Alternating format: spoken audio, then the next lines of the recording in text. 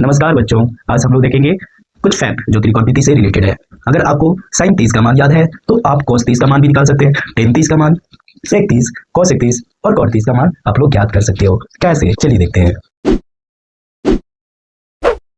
चलिए देखते हैं। केवल हम लोग को ये पता है ना, हम लोग को याद है कि साइन 30 का मान जो होता है 1/2 होता है। इसके बाद मुझे किसी का भी पता नहीं है कैसे याद करें, है ना।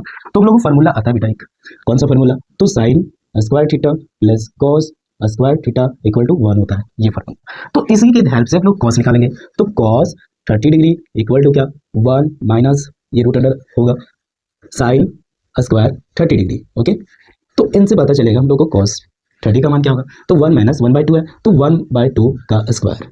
तो यहाँ पे कितना है, 1 माइनस 1/4। तो यहाँ पे कितना हो गया, 4 माइनस 1/4, तो रूट 3/2 हम लोग कैलकुलेट करेंगे तो आएगा ये, ठीक है। तो हम लोग बोल सकते हैं cos 30 डिग्री का मान जो होता है वो रूट 3/2 होता है। क्या फर्स्ट वैल्यू हम लोग फाइंड कर चुके हैं, यस या नो? Yes sir. चलिए, तो इसी से बेटा आप दूसरा भी निकाल सकते हो, ठीक है। यहाँ पे हम लोग को पता है ना, दूसरा फॉर्मूला, ठीक है, cos theta into sec theta equal to क्या होता है, 1 होता है। तो इसी के हेल्प से sec theta equal to 1/cos theta. तो बस इसको पलट देंगे हम लोग, है ना, सेक 30 का मान निकल जाएगा 2/√3। चलिए, ये दो निकल चुका है। अब हम लोग इसी के हेल्प से टेन निकाल सकते हैं, क्योंकि हम लोग को टेन का भी फार्मूला तो आता है, टेन थीटा इक्वल टू क्या, साइन थीटा बटे क्या, कॉस थीटा। चलिए निकाल लें इसी तरह हम लोग।